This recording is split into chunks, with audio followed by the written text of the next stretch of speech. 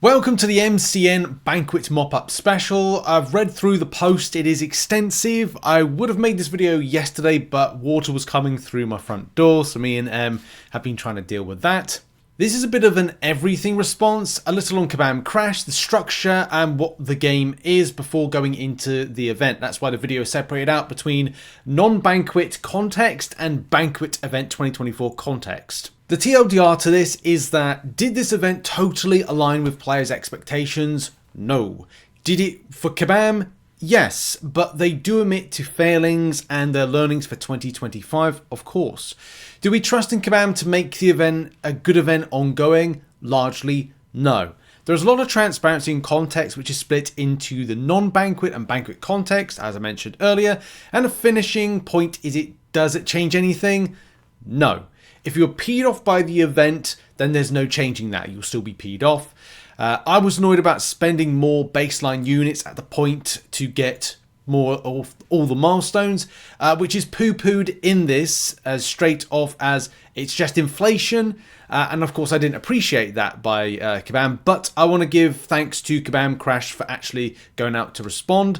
I have written a script for this. This is why I'm kind of reading off a script right now. And the reason is there's a lot of things to go over. So I'm paraphrasing some stuff and bringing opinion, thought, and some just general overview. So you can check it in the description where all this is written up, which is my opinions and thoughts. Just to kind of reiterate, if you want the full post, I'll put it as the top link in the description as well, so you can read this. So first of all, starting with the non-context of the banquet event, we know that Marvel Contest of Champions is the financial prop-up for Kabam. All the other games that have recently been launched haven't really done well financially.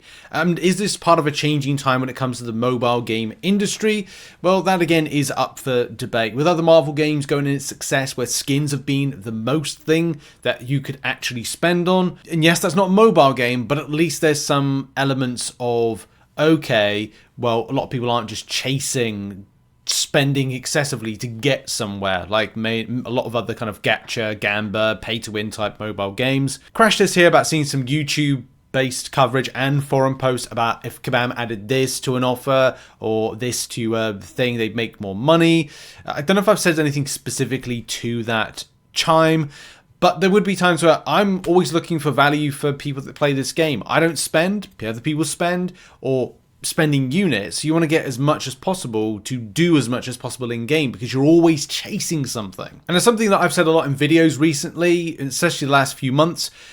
The game is a marathon, not a sprint, but there are definitely things that, well, it's true, you know, with a lot of matters raised, we look at last 2 weeks. And there's a point here that says the infinite game is really a marathon, not a sprint. That's something I've been saying a lot in this year. I've been saying that, if you've been picking up, it's just like a point. And I actually got that point from a Raid Shadow Legends content creator. And he goes, isn't enough to just think about us having enough players, resources and revenue this year, but we need to think about it for the next 3 years. We definitely would run out of something important, be it players, developers or things to sell, which is a point. But also there's the other point of stuff, like we had the Summoner Sigil issues not being fully responded to, the Alliance Wars showcase, the hot fix. January hasn't been great when it comes to the general stability of the game, and that's a big issue, isn't it? Like, as much as there's things to buy in game, there's things to do, but there's also the fundamental running of it. It's meant to be a fighting game, but with bugs, issues and other elements that aren't working correctly, then of course that's something that leaves a sour taste in the mouth of players. So with a lot of stuff that I agree with what's been put in here, there's this point about life cycle right here about chasing. We all know this. If there's something big chase meta reward, endgame players are going to chase it. That's the first thing. Tier 7 basic was that this year. Last year was trying to get yourself to Valiant for the very first time. Whether you go the Necropolis route, a little bit of Cyber Weekend, and of course Banquet event to try and help out that. Either way, the life cycle shrinks, as Kabam do say, and I do agree, but it's their own issue that they create. If you put tier 7 basics in the game, our endgame player is going to go, do you know what? I don't want that. I don't want to get tier 7 basics. Says a lot of people that don't want to progress further in the game, and a lot of people do. I want a tier 7 basic, I need more tier 7 basics, but I had to make a decision, where would those units go in the banquet event as to where it would see me? And believe it or not, the 20,000 units I had would not give me a tier 7 basic, but the 20,000 units, if I use them to get an Acropolis piece from the Careena's Challenge, would get me it, and get me more 7 stars, and get me a rank 2 to 3 gem, and get me a lot of other things, which I then had to make the decision of where that went. And that's the problem. You dangle the carrot for the community, spenders are going to excessively spend for it, and everyone else is going, well, how do I catch up? There's also some blurred lines as to the life cycle of the tiers of the 7-star at rank 3, the amount that non-spending players can get without having to excessively farm units, and also where the Banquet event lies with the finish point to then start us on the journey for tier 7 basics and rank 4 7 stars. It's a bit of a convoluted, weird way of the future, but Kabam are trying to justify that's where they're landing with how the rewards top end are achieved. And I also don't know if Kabam were ready for the extent of money that was landed on this event to get something like the rank 4 7 stars in the volume, but now we're going to have to pay the price in 2025 to figure out how a lot of the player base is going to be able to catch up to that. Does it make a difference? It might not be. A battleground is going to be difficult against players like that. Possibly. It's something that we're only a month in, so we don't know the full inroads of the impact. That'll be later down the line this year. Crash talks about a deal being put out, and sentiment around it was like people were just frustrated or annoyed and thought that it was very much out of touch, and whether or not those people were commenting something and wouldn't buy it, and the people apparently really liked it and spent on it, which I think is a bit kind of bizarre, but it is what it is. Also, I think from this questions as to like who the advisory group should be it might be a relevant point, especially as there were many people on the advisory board that got involved with this, hires up, and also community leads. So who's to say if this represents what the full community felt about the Banquet event? Crash also admits to a situation when it comes to deal overview by the community that Thronebreaker players were getting screwed over by deals was something that the player base got right. So there are instances where Kabam do get it wrong. There's a sort of omission to that here. In his paragraph, Kabam Crash makes a point about retention. It was a very successful event, which was great. Does this mean that people might quit? Possibly, but is this going to be very much free to play? Are fine with it? Spenders aren't, and therefore they're going to quit like tomorrow. It's too early to say, really, and there was a lot of kind of great retention. People came back. It was 10 years of MCOC in December, so people were active. There was a lot of freebies. We've really got to see like what happens with the deals this year, what happens with the Banquet event in general for 2025, as that's going to be such a big point. July 4th deals, Cyber Weekend, Banquet event. How do they land with players? But of course, we've got to talk about the Banquet event. And one thing I want to point out is value to things like Summoner Sigil. Like spenders who buy the Summoner Sigil, you're going to get great value and have that amount of units already there for you at the end of the year when it comes to events like this. If you do your Super Daily as well, as we've learned on this channel, as we've covered it, there is stuff available for people. But it will be how the event is pitched and given out to the player base. Is it going to be good or is it going to be bad? Only time will tell. Right, so let's get right into the Banquet context, because there was the lead up to it, the Kabam crashed it, and also the second part. So there was from this paragraph, and I think the final paragraph as well. The main thing from those, the TLDR, is first of all, crystals didn't seem that fun or rewarding. I agree with that. And that is something they will need to work on this year. Secondly, the Banquet tickets, which Kabam mentioned in this paragraph right here, they admit failings in that structure and felt it built up unfulfilled hype for the event, as well as I think the Banquet event in general. And the third thing was the tier 6 basic and tier 3 offer that went out, of course, to Valiant players and of course those that spent a lot when it came to the points acquisition. There was a lot of things that were mentioned on this that were, I think, a lot of players would align with. Of course, I've got my own opinions about how the tier 6 class catalyst fragments that were kind of given out for that. When you got an open up crystal for 300 units and see 5,700 fragments, you were there going, what? There's a brief mention about the extent of unit acquisition and inflation versus depreciation, which is of course something I mentioned a lot about something that's a value of about 1,000 units at the start of the year is worth 500 units at the end of the year. Kabam kind of like, they've actually kind of like said exactly here, they know something costs 1,000. Yeah, it's like that. It's the depreciation in the future. Kabam go further to justify the structure, and people that are super skilled at the game are causing a problem because Kabam are unsure about how to structure deals because people have a lot more units. So those that are super skilled at the moment, you're causing a problem with the game because you're not spending as much units and looking to farm revives and health potions, and that's the only thing you're using with your items, or you're not using any items at all. So blame MSD for a lot of the reasons Kabam can't structure deals accordingly, or make them low cost ins to then kind of you get more from the event. That's why you're not clearing all the milestones, because Kabam are looking at it from a different perspective. Is that a good thing or a bad thing? Questionable. And they do say unit farming, which I've gotten back to recently doing. Of course, I put some kind of content about that.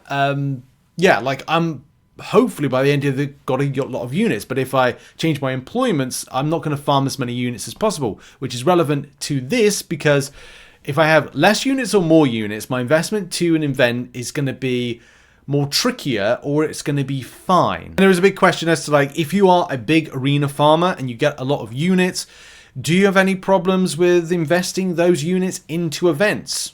That is a big question, isn't it? Kabam think that you might be fine. That being said, I don't feel it's fair to players, spenders and non-spenders having to invest more units year on year to clear the final milestones of the Banquet event. If we're talking 9.5k units in 2023 and it's 15k plus in 2024, this sets, as I've always said, a scary precedence ongoing that it's acceptable to raise it. Also, it does seem unfair for spenders in rank rewards, as well as there's those that spent, say, $5,000 and were getting exactly the same as those that maybe spent about $3,000. That's an example. It's not like 100% correct, but I'm just kind of giving you an example of someone spending some money, higher amount, and a little bit lower than them, but getting like the same amount as them. Regardless, of course, if you're talking about RNG and crystals, that does play a somewhat part in it. So stopping on this particular paragraph here, because it does talk about like sentiment and stuff, and also the fact that it's unlikely that the event will change in its general structure going into 2025. So if I was like, oh, I'd love to see like a Banquet Nexus, so you'd be able to choose between either getting 5,700 tier 6 class catalyst fragments, a volume of 7-star shards, or something like 7-star signature stones, you won't see that. Will it? I would like to see some changes to it, but then that's down to Kabam to kind of look at something and go, can we make this better? Can we take into consideration community feedback?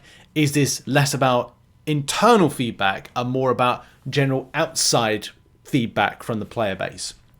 But there's something to be said when I decide to invest in 9,500 units. I get something from it, but I don't get more from it. I don't get, as a Valiant player, from a low-end unit investment, something from it. So going from that last point about unit investment to a point here, Kabam Crash points out that why was Banquet 2024 worse than Banquet Event 2023? And I know he says objective standpoint it wasn't, but of course kind of like, it's a weird point to make, especially when you go, okay, well you got 5-star Nexus Crystal from 2023 and you got a superior Banquet Crystal, some other stuff here like 7-star resources, blah blah blah blah. But that's games. Games have to evolve with the types of rewards. We're talking about a game that if Kabam said, oh, you got better stuff like 2024. Yeah, well, it doesn't mean like you're going to get 5-star rank 5 champions like for the last 10 years and go, well, that's the most you can get in the game. It stops there. No, Kabam have set up the game to have it progressively have increase of starage ratings, ranks to them. So you need to find a way to give out those resources, or you spend excessively to get them. And it's been a combination of a balance between the two. So it was a bit of a weird point to go, well, you have got better stuff. Well, you have to get better stuff. We need to be given better stuff. We need to work towards better rewards because that's what you've set up. That's the game. And even Crash noted that what he spent last year versus this year and where he got from this year versus last year, or sorry, 2024 versus 2023, has changed a lot. And of course, from that particular perspective of how much you invest into what you get back from it, it was a very unit spendy event. That's for me one of the biggest issues. That and some of the contents within those crystals, but that's something I'm going to talk about in a minute.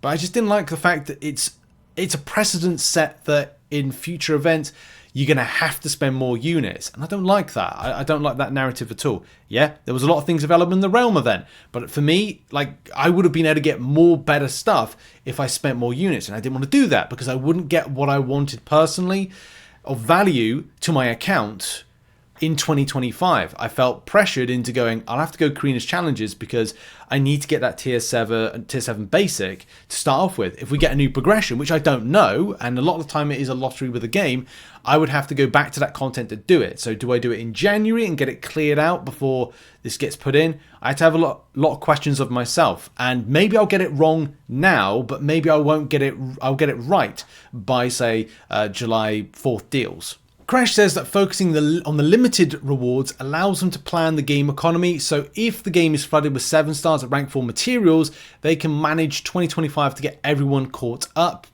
I think that's how I interpreted this, but it was an old structure, and I don't know if I overly kind of like backing this as a thing. Crash also talks about being called a liar, and that's always difficult if he didn't articulate and give details clearer. People took stuff out of context or even made up statements, and that's what he was explaining in this section here about being lied to. There's a point here about being alerted about details of the event beforehand.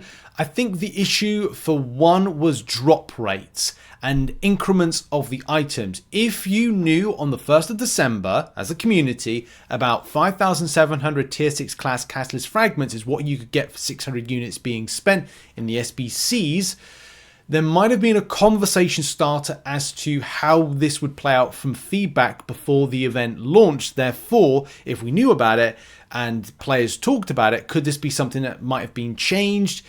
I don't think it would have been, but at least we could have had that discussion or that point to go, well, I'm not sure if that's great to be put in for what you spend for 300 units. Crash talks about December here, and there was a lot of amazing things. I do agree, 10 free 7 stars, that was amazing. Isophene, and the team prep for Banquet 2025.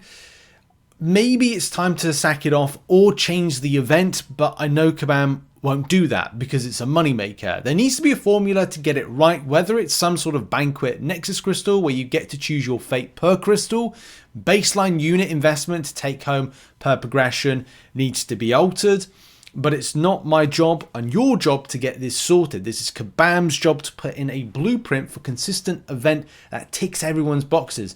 And it's not an easy task to do, but it is an important one for how you view this event. Final thing on this event is, well, it did go well. Revenue-wise, the sentiment-wise, but there were, of course, people that saw it different. I mean, I saw it very differently, but it was a case of, it's a new year. I honestly decided what I was doing with my units. I made an assessment on it. I'm sure a lot of other people did, and just went, do you know what? It's not for me. I'll invest what I want to, see what I get out of it. I didn't get what I want out of the event from spending 9k units. If I did the full 20,000 units, I wouldn't have got what I wanted out of it. Kabam put out Karina's challenges. If they didn't put out Karina's challenges, I probably would have gone full into the Banquet event to grab some stuff. But I just was not willing to put the extensive baseline units into an event where I was not likely to get out of it what I thought I was. And whether or not the SBCs didn't fulfill, yeah, seems like that's the case for a chunk of people. The means to the end to get to the Realm event milestones, of course, meant what it meant. If this year they get it right, hey, they get it right. But I don't know if a lot of people are twice bitten, 3 times shy. Not once bitten, twice shy. And yeah, so does this change anything? As I said in the start of the video, does this change anything? No, it doesn't. Will it be something, lessons learned for Kabam? Yes. Will they change it? Unlikely.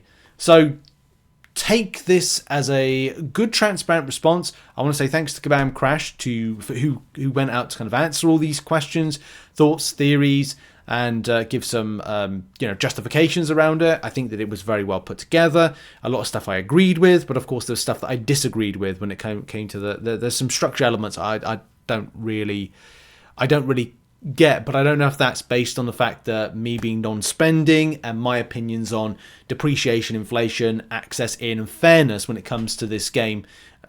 But then it's a gamba game. It's gamba, it's gacha, it's pay to win, it's free to play. It's got all these elements that are going to be good but also piss you off at the same time. Anyway, take it as you want when it comes to the event. That's going to be it for the video. Thank you very much for watching. I don't know how long this is going to be of a video. We're now up to 45 minutes recording raw, so I need to kind of edit this down. But yeah, go and check out the full thread. It is a real long read, and that's been your MCN Banquet event mop-up edition, and I'll see you in the next one. Bye-bye.